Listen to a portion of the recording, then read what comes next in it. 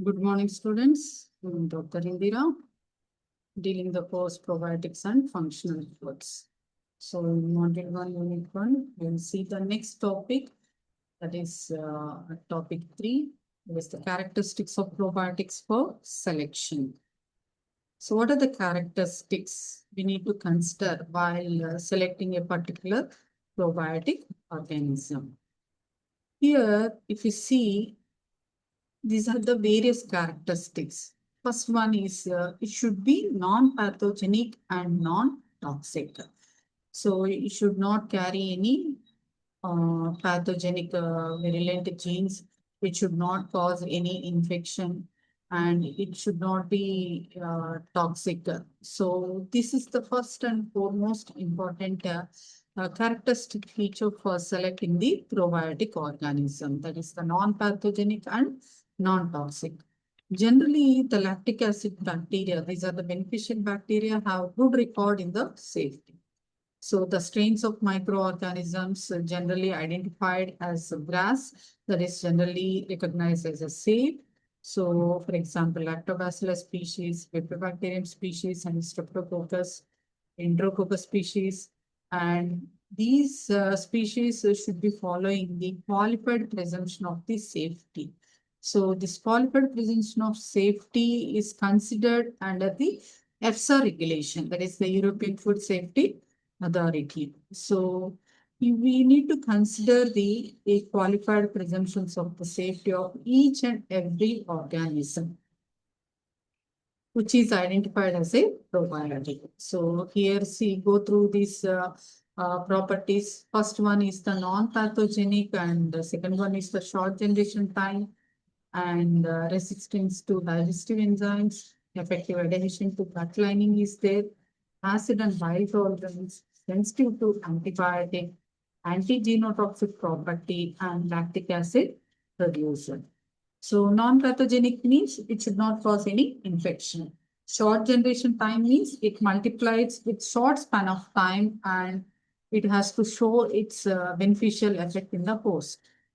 And then resistance to digestive enzymes. So that means whatever the digestive enzymes like hydrolases, lipases, proteases, then peptidases, which are present in the host system, if these enzymes, they digest this particular probiotic organism, so it won't show any activity in the host system. So it must be resistant to these digestive enzymes.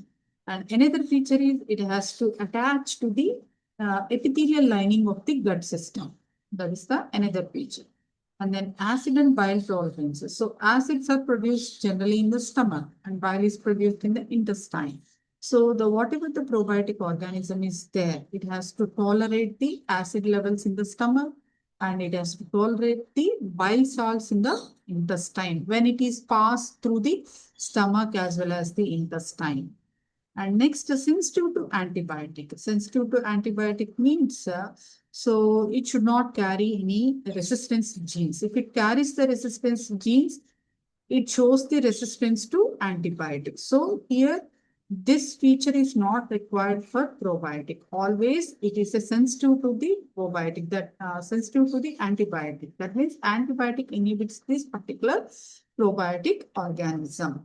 Then anti-genotoxic property means it should not produce any toxic compounds. And then lactic acid producer means it can produce the beneficial metabolites. So first we will see the resistance to gastric condition. So probiotic bacteria, they are able to survive in the gastrointestinal tract. Gastrointestinal tract means starts from the stomach and then intestine. So in this environment, it has to survive. So the bacterial strains in the human gastric juice are more accurate indication of the ability of the strains to survive the passage through the stomach. The survival of ingested probiotics in different parts of the gastrointestinal tract varies with the strain. So strain to strain variation will be there. Some strains, they will be survived at stomach acid, that is the pH 2. Some strains, they survive at pH 3. Some strains, they survive at 2.5. So the strain to strain variation will be there.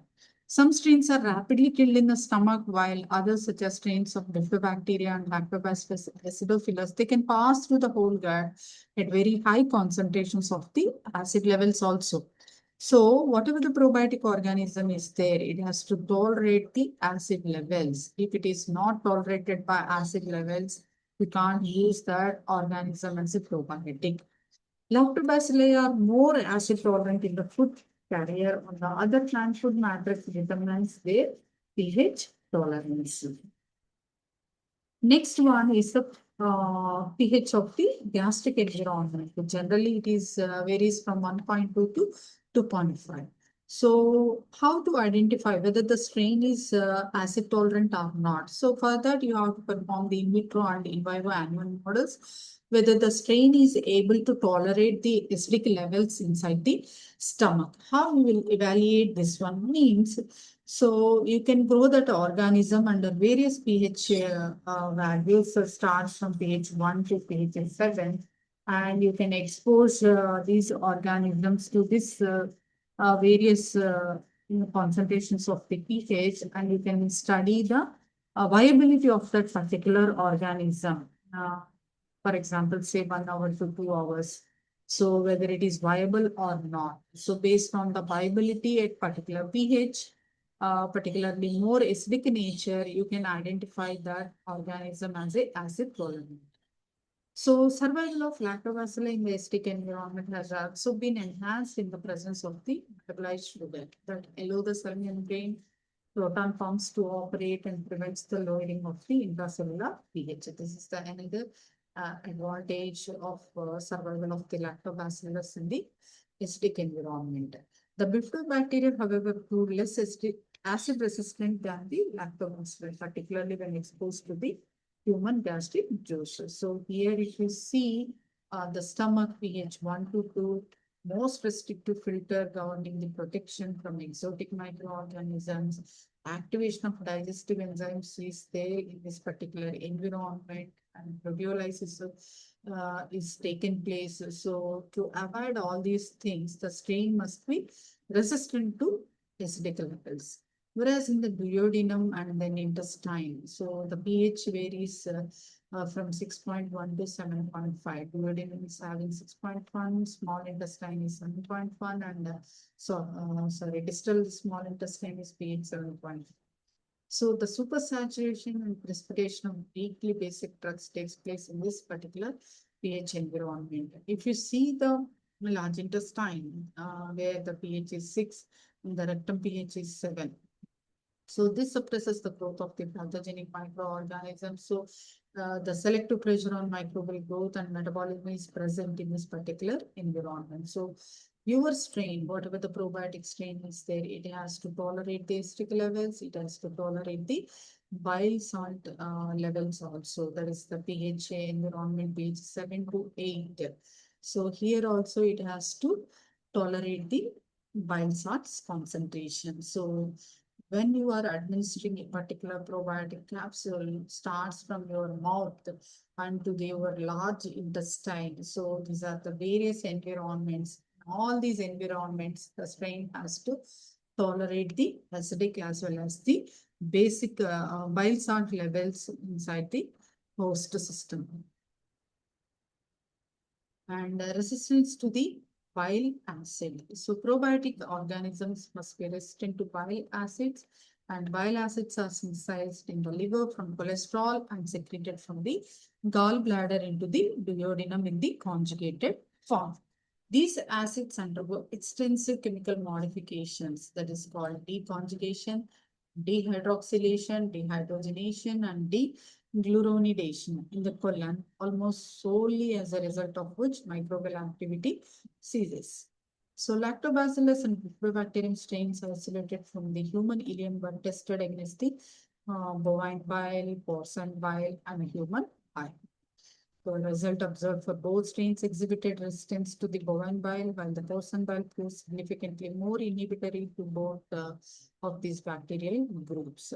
However, in relation to the assessment of the probiotic strain intended for human consumption, the most relevant determination is that ability to grow in the human bile. Next feature is the adherence and the colonization of the intestinal epithelial tissues. So whatever the probiotics are there, they adhere and colonize. This is very, very important. So this adhesion of probiotics to intestinal mucus and epithelial cells has long been considered one of the most important safety and selection criteria for the probiotic microorganisms. So adhesion to this intestinal mucosa may prevent the probiotic cells being washed out and therefore enabling the temporary colonization, immune modulation, and competitive exclusion of the pathogens will taken place. And not only this, they produce enzymes, lactic acids, vitamins, and natural antibiotics. The probiotic strain must be adhered to the intestinal wall, colonize, and multiply, and it form as a beneficial bacterial group and starts producing the useful metabolites. So they trigger the immune response and protects the body from the pathogenic microorganisms. The probiotic strains isolated from the human gut adhere to and colonize better than the probiotic strains isolated from the animal origin. Next aspect is the antimicrobial activity against potentially pathogenic bacteria. The probiotic strain should be capable of producing antimicrobial substances as most important in developing the probiotic supplement and probiotic-rich foods.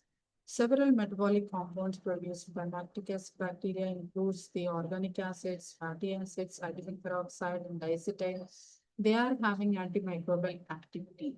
Bacteriocins are fruitaceous substances with a specific inhibitory activity against closely related species are most studied nowadays, and the strains are available in the market. At present, nisin, which is produced by the Lactobacillus lactis subspecies lactis strain, is the only purified bacteriocin approved for use in the product intended for human consumption. So this nisin got the Food and Administrative Organization approval and which is available in the market. So this nisin is active against the strains mainly Staphylococcus, Micrococcus, and Listeria species. Part of nisin, other probiotic strains are also produce various kinds of bacteriocins which adverse effect on various pathogenic organisms. Those are lactocin, salivarasin, acidocin, plantaricin, and lacticin A. These are produced by Lactococcus lactis, Lactococcus salivarius, Lactobacillus aestophilus, Lactobacillus plantarum, and Lactobacillus delbrueckii, respectively. So these antimicrobial peptides, they show the antagonistic activity against the pathogenic microorganisms. So this is the mechanism of action of the bacteriocins on the pathogenic microorganisms. So for example, if you take the nisin, so the nisin is acting on the cell wall of the pathogenic organism where it starts producing the pores formation in the cell wall and inhibition of the peptidoglycan biosynthesis. So this nisin, the antimicrobial compound, entered into the pathogenic bacteria cell through this pore formation and inhibits the peptidoglycan biosynthesis, leads to the leakage of the cellular content of the pathogenic organism. So the pathogenic organism, the cellular content will be leaked, so it won't perform the metabolic activities and it won't perform the general activities. So the cell becomes a shrink and cell leads to the death. So like this, antimicrobial compounds, they kill the pathogenic organisms. So these are the various characteristic features. Need to identify a particular strain as a probiotic means it is non-pathogenic in nature, lactic acid producer, genetically stable, sensitive to antibiotics, robust under survival processing conditions, antigen toxic property, with gradation to gut lining, resistant to digestive enzymes, acid and bile tolerant, and short generation. So these are the various characteristic features of the ideal probiotic strain. Thank you.